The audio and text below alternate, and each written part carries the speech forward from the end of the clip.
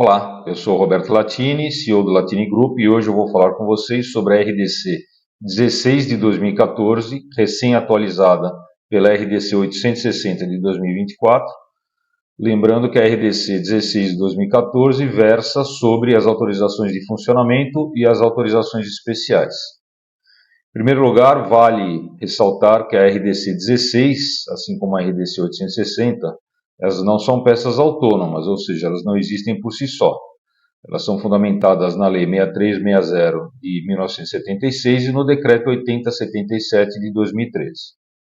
Bem, essa atualização recém-estabelecida pela Anvisa, ela trouxe 26 itens de atualizações, revogações ou novas publicações dentro da RDC 16.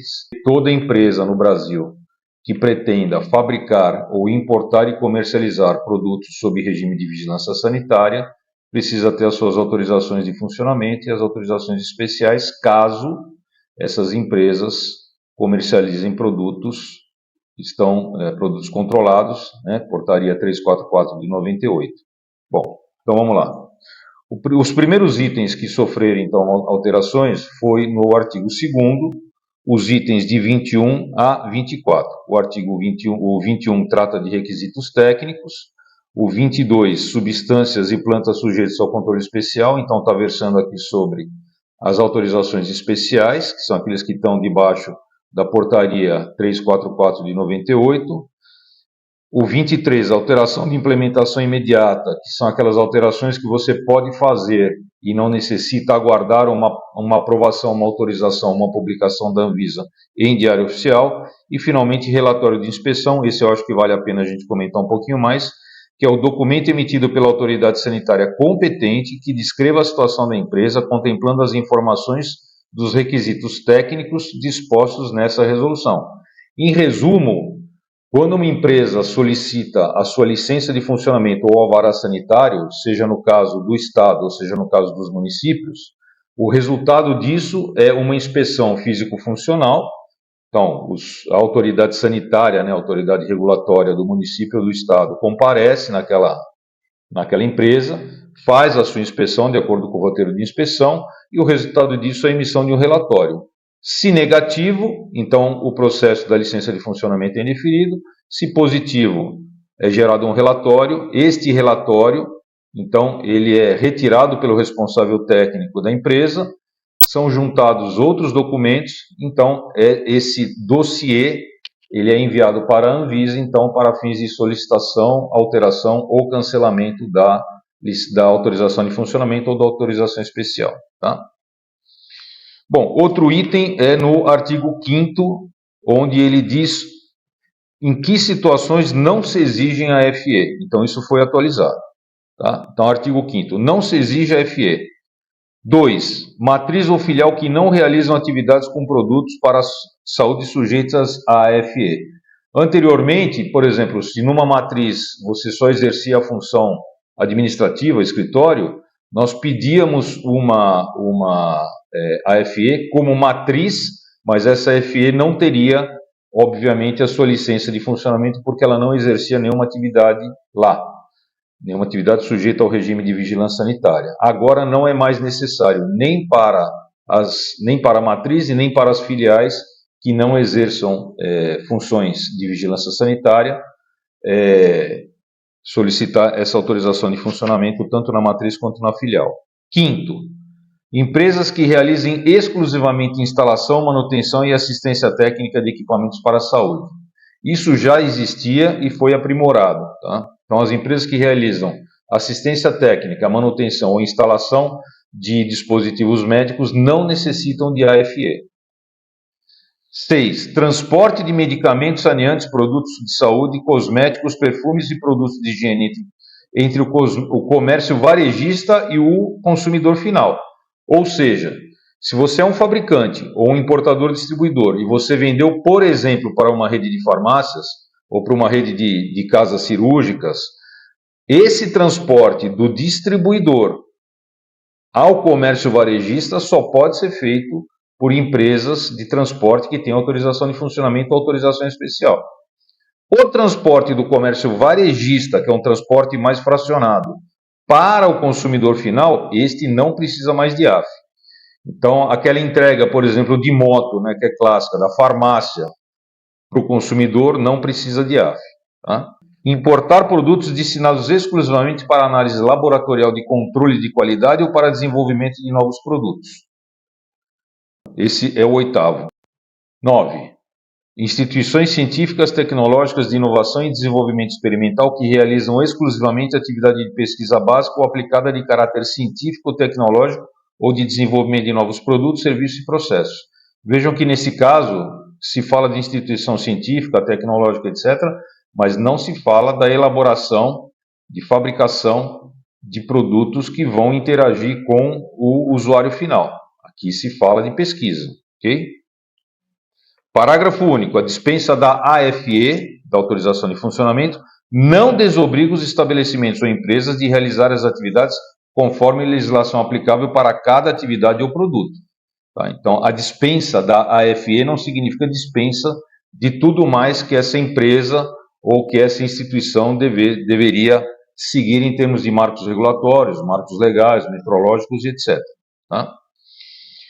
Artigo 9º. O requerimento de concessão, cancelamento, alteração, retificação de publicação, cumprimento de exigência e aditamento, bem como a interposição de recurso administrativo contra o indeferimento de pedidos relativos aos peticionamentos de AFE e AE de empresas e estabelecimentos que realizem as atividades abrangidas por esta resolução, dar-se-á por meio de peticionamento eletrônico ou peticionamento manual. O que é que foi retirado aqui em relação ao texto anterior? Renovação.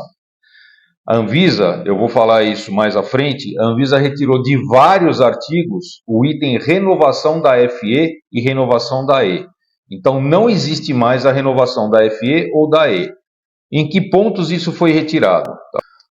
Foi retirada a questão da renovação no artigo 9º, no artigo 11, no artigo 12, no artigo 15, no artigo 17 e no artigo 19 a 21. O artigo 10º, ele faz referência às taxas de vigilância sanitária. Então, ele diz que as taxas de vigilância sanitária têm como referência a RDC 222 de 2006 ou aquela que venha a substituí-la, tá? Então, vamos lá. No artigo 15, onde se excluiu a questão da renovação, tem mais dois itens aqui de importância. Item B. Então tá lá. A documentação de instrução dos pedidos de concessão, cancelamento, a pedido, alteração, retificação de publicação e recurso administrativo de AFE e AE devem ser apresentados conforme a descrição a seguir. Item B. Varejistas de produto para a saúde. Eles têm que apresentar o contrato social ou cadastro nacional de pessoa jurídica, o CNPJ, com objeto compatível com a atividade pleiteada. Eu lembro a vocês que, além do objeto no contrato social, no CNPJ tem que constar o CNAE apropriado, Código Nacional de Atividade Econômica. Então, se você é um varejista que opera numa determinada área, por exemplo, cosméticos, você tem lá um CNAE para varejo de cosméticos, e agora você quer pleitear uma AFE para varejo, por exemplo, de produto para a saúde, você precisa ter no seu objeto social essa atividade descrita e no CNPJ você precisa incluir um CNAE como varejista de produtos para a saúde ou dispositivos médicos, né? Aliás, chamo a atenção para que aqui na RDC 16, nessa revisão da RDC 16, a Anvisa não alterou a nomenclatura de produtos para a saúde, que era anterior, para dispositivos médicos, que é a nomenclatura atual. Tá? Mas tudo bem, só para chamar atenção. Outras empresas, item C, relatório de inspeção que ateste o cumprimento dos requisitos técnicos desta resolução para as atividades pleiteadas, emitidos pela autoridade sanitária local competente, ou seja, é o relatório que eu fiz referência agora há pouco, que é emitido ou pela autoridade sanitária estadual ou pela autoridade sanitária municipal. Vamos para o artigo 22A. Anteriormente existia o artigo 22 e agora tem o 22A. O que fala o artigo 22A? Ele fala que os itens 2, 5, 6 e 7 do artigo 22 são de implementação imediata, ou seja, não precisam aguardar uma publicação por parte da Anvisa. Quais são essas alterações de implementação imediata na AFE ou na AE? 1. Item 2, redução de atividades. Item 5, alteração de endereço. Item 6, alteração de razão social. E item 7, alteração por modificação na extensão do CNPJ matriz, exclusivamente em virtude de ato declaratório da Receita Federal do Brasil. Então, para estas atividades, não se faz necessário aguardar uma publicação da Anvisa. Entretanto, o artigo 22A diz que estas mesmas alterações, e quaisquer alterações, têm que constar da licença de funcionamento ou alvará sanitário, né? Tem um lugar que chama licença de funcionamento, tem um lugar que chama alvará sanitário, emitido por órgão sanitário competente da unidade federativa. Ou seja, se eu alterei o endereço, eu não posso simplesmente ir na FE e alterar o endereço. Eu tenho que primeiro solicitar uma alteração de endereço na minha licença de funcionamento.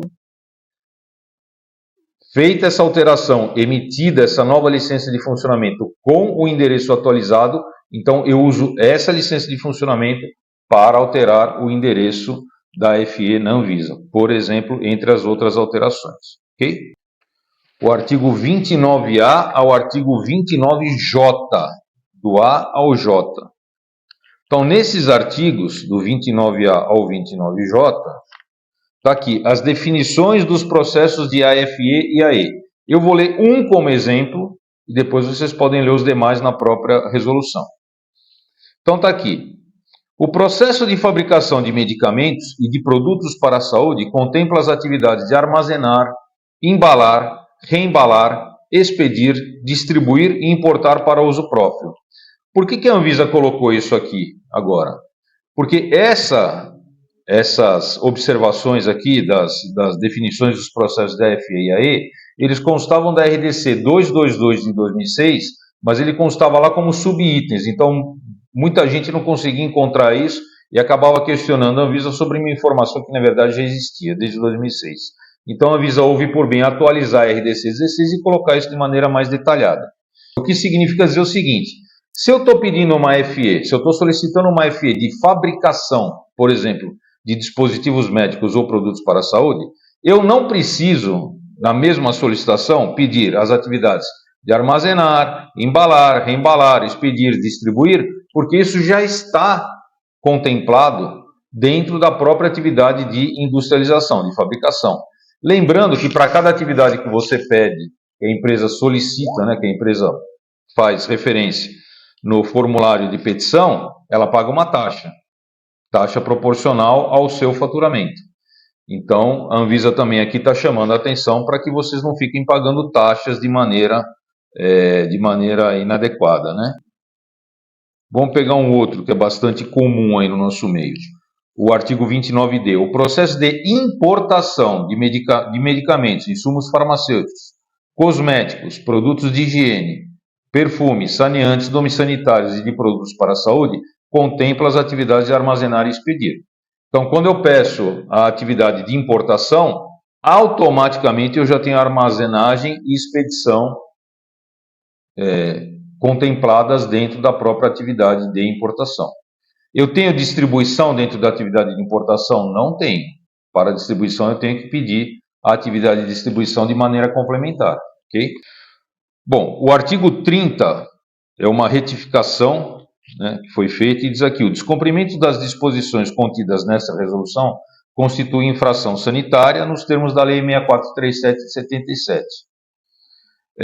Bom, para quem não conhece ou quem nunca leu essa lei, eu sugiro que leia, porque a Lei 6437 de 77, ela versa exclusivamente sobre as infrações sanitárias, trazendo a definição do que é infração sanitária, como é que se faz o cálculo, né, da penalidade a ser aplicada, desde uma simples notificação até passando por multa, e pode passar por cancelamento, suspensão, etc., em cada uma das situações. Tá?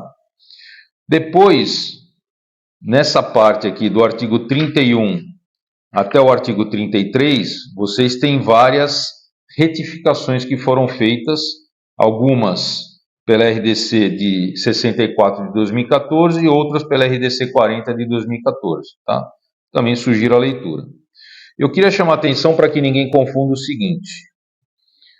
O artigo 32, que foi retificado pela RDC 64 de 2014, dizia o seguinte: esta resolução da diretoria colegiada entra em vigor 90 dias após a data da sua publicação. Ela não está fazendo referência à RDC 16 agora revisada. Ela fez referência à RDC 16 em 2014. Tá? Ou seja, a RD6 já valia desde 2014, feita agora essas atualizações, ela continua valendo do mesmo jeito. Ou seja, não se interrompe a validade, a vigência da resolução para retomada aqui 90 dias. Ela continua valendo, tá? Só para que ninguém confunda e ache que agora a RDC 16 atualizada vai passar a valer só 90 dias depois da data da sua publicação, tá? Ela foi publicada no Diário Oficial da União, número 63, de 2 de abril de 2014.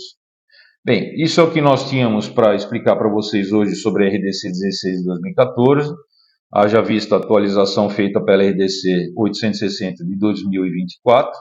Nós, da Latine Group, continuamos à disposição para esclarecer quaisquer dúvidas que vocês tenham, e eu peço que vocês deem um like aí no vídeo, se gostaram, porque isso aumenta a abrangência do vídeo, ou seja, mais gente vai ter oportunidade de ver esse vídeo, e nós solicitamos que vocês nos sigam nas nossas redes sociais, tá bom? Estamos à disposição, sucesso a todos, um abraço e até o próximo vídeo.